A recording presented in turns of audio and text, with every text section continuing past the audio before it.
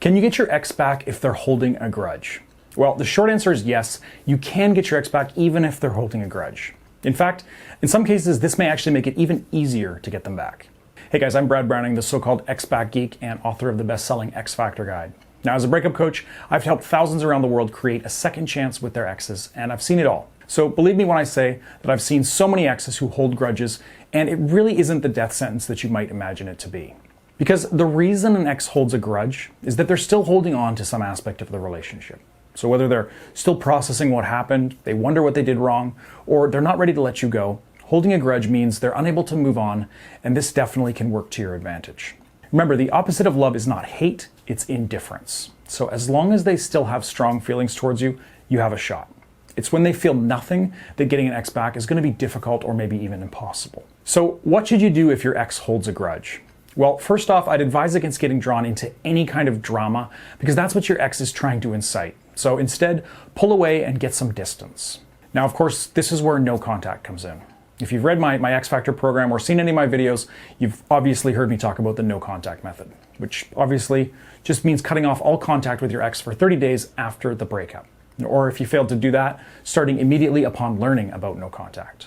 Now, the idea behind no contact is that you can't get somebody back by trying to convince them to change their mind about breaking up. This is only going to drive them further away from you. Trust me, I've seen it happen again and again in my career as a breakup coach. So instead, what you need to do is pull back, give them the space that they've asked for, and essentially go cold turkey from the relationship. Now, obviously, this is probably the last thing that you want to do right now, but that's exactly why it works so well. Your ex expects you to come crying to them, begging for a second chance. But if you can break those expectations, you're going to notice that the balance of power is going to shift back into your direction. Now, sometimes this can be all it takes for them to reconsider breaking up. So basically, you have to spend 30 days without contacting them in any way. And that also includes, responding to messages or phone calls. Remember, they're the one that ended the relationship, so they really can't be upset at you for moving on. Now, I'm not going to sugarcoat it. This time apart is going to be difficult for you, but it's going to be even more difficult for your ex. They're going to have to totally reckon with why they wanted to end things and why they can't stop thinking about you, even though you've vanished from their life.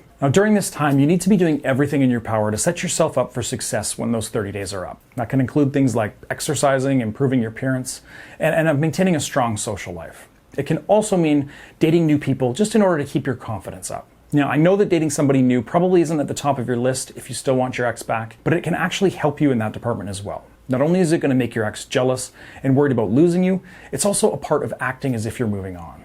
You want your ex to think that you're off the market and no longer available to them. Remember, we always want what we can't have, and that includes people. So being a little unavailable at this time is only going to work in your favor.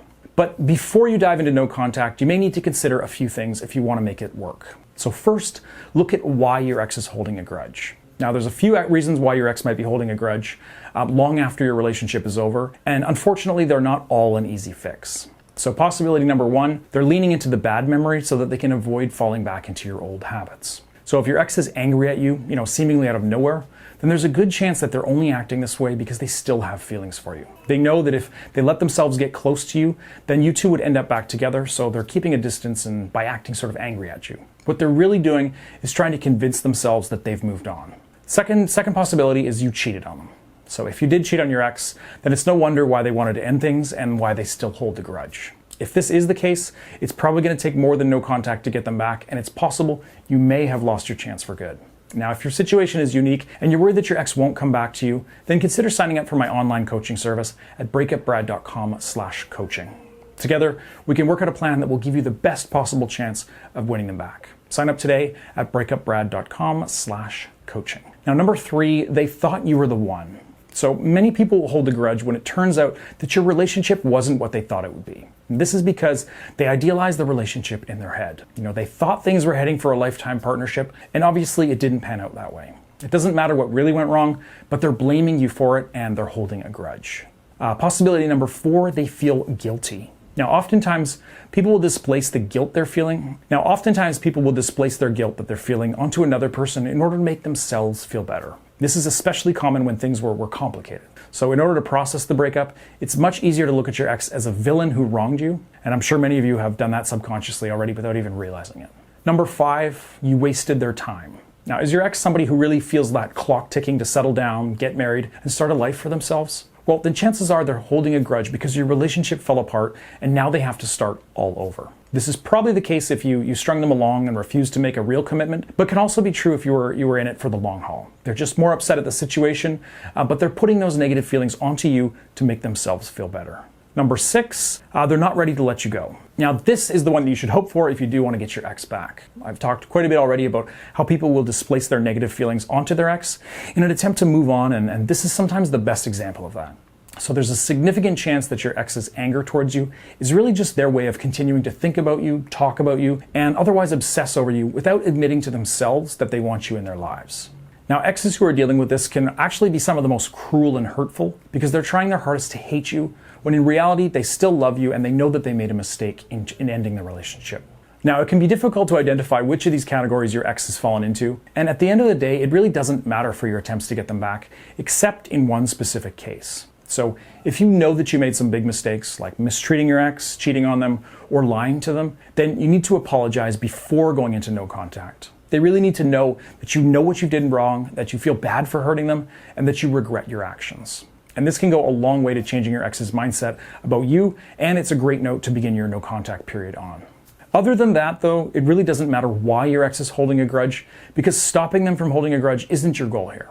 It's getting them to take you back. So in fact, this sense of tension between the two of you can actually work out in your favor when it comes to the attraction process. Because, as I said, the opposite of love is not hate, it's indifference. So if they still feel that anger, then they're going to be more willing to engage with you, even if it's in a negative way at first. It's going to take some time to get through the negativity so the two of you can begin the process, but stick with it. If you've already apologized once, I don't recommend doing it again, as this can kind of make you look weak and less desirable. So instead, simply be upfront and honest with them and try to make them smile and laugh despite their negative feelings. Honestly, I think you'll be surprised just how quickly they change their tune after 30 days of no contact.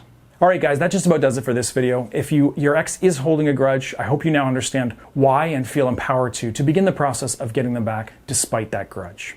If you found this video helpful, please hit like and subscribe to my channel for more videos like this one. And of course, if you have any comments or questions, just leave them in the comments below. I read and respond to as many as I can, and I always appreciate seeing what you guys have to say. So thanks so much for watching. See you at breakupbrad.com and in my next video.